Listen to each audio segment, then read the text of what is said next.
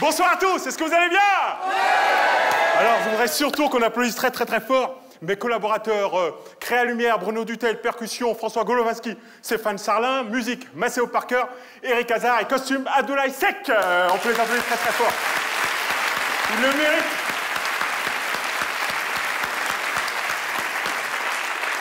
Et j'espère que je n'oublie personne. Ah si, le public. Vous ne pouvez pas vous imaginer à quel point je suis heureux d'être ici, en France, pays des Lumières. La patrie de Rousseau, Montesquieu, Diderot, Benjamin Castaldi, Voltaire, Fontenelle.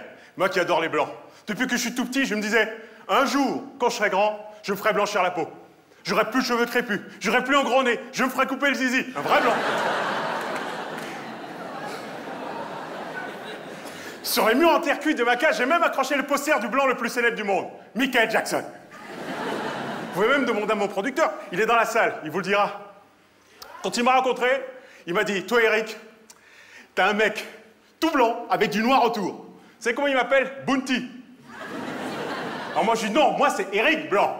Eric Blanc. Je dis ça parce que dans la rue, il y a des gens qui m'appellent Michel Blanc. Faut le faire. Me confondre avec Michel Blanc, franchement, regardez-moi bien. Est-ce que j'ai une tête à jouer dans les bronzés?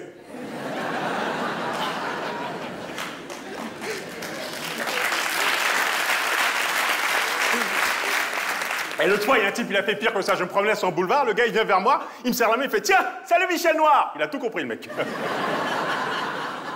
Remarquez, aujourd'hui, vous mieux être noir, il s'appelait Blanc, que l'inverse. Je confirme. Mais ça n'empêche pas les gens de se tromper. L'autre fois, j'étais à l'opéra, bien habillé, il y a quand même une dame qui m'a pris pour le président du Gabon. Incroyable. Alors, t'es noir, t'es sapé cossa cravate, t'es Omar Bongo. À ce moment-là, t'es noir, tu portes une casquette à l'envers, t'es Joe Star. T'es noir, tu renifles un peu de sucre en poudre, t'es Doc Gynéco. T'es noir, t'as des lunettes noires, t'es Stevie Wonder. En revanche, t'es noir, t'as un œil de verre, personne te prend là pour Le Pen.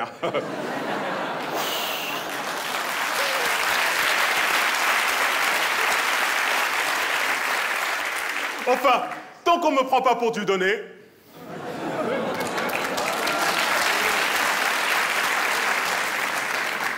Alors, mon producteur me dit, mais tu vois, Eric, malgré tout ce que tu as vécu, tu as quand même réussi à éviter le pire. Je dis, ouais, mais c'est vite dit, ça se voit qu'il ne m'a pas connu à mes débuts, au cinéma, mon premier rôle. Je m'en souviendrai toute ma vie. Jeanne d'Arc. Non, non, vous ne rêvez pas. On m'a proposé d'incarner Jeanne d'Arc. Après le bûcher, hein.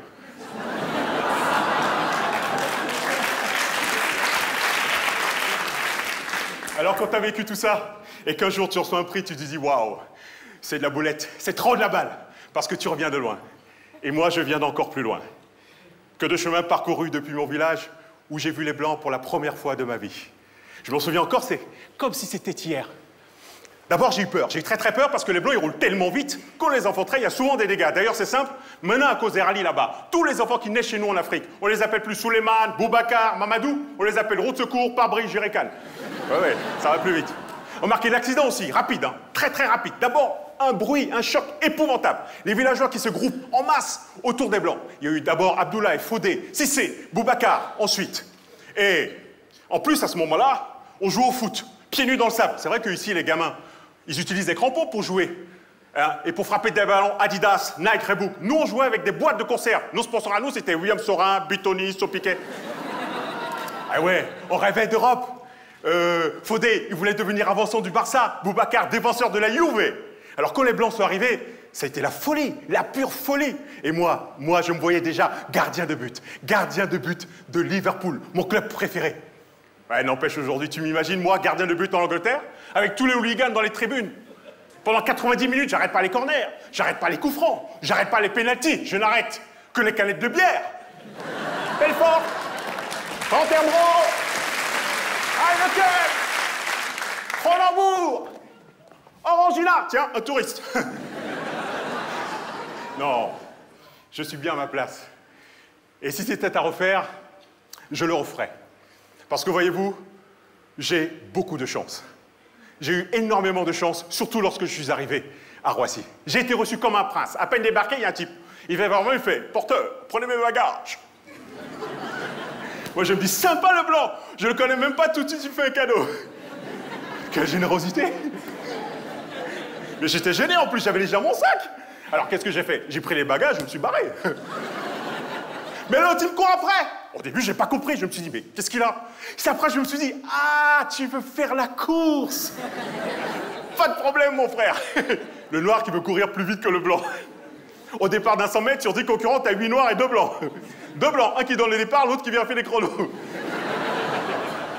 Remarquez, dans la vie quotidienne, c'est l'inverse. Là, c'est les blancs. Les blancs, sont les plus rapides. À Roissy, il fallait voir. Ils couraient sur les tapis roulants, grimpaient 4 par 4 les escaliers mécaniques, montaient encore plus vite dans les ascenseurs. Incroyable. Je comprends maintenant pourquoi les blancs sont champions du monde de course automobile. Vous verrez jamais un Africain piloter une Formule 1. Remarquez, c'est normal. Vous mettez un noir dans une voiture de ce prix-là. Le temps qu'il prouve qu'il ne l'a pas volé, les autres sont déjà arrivés.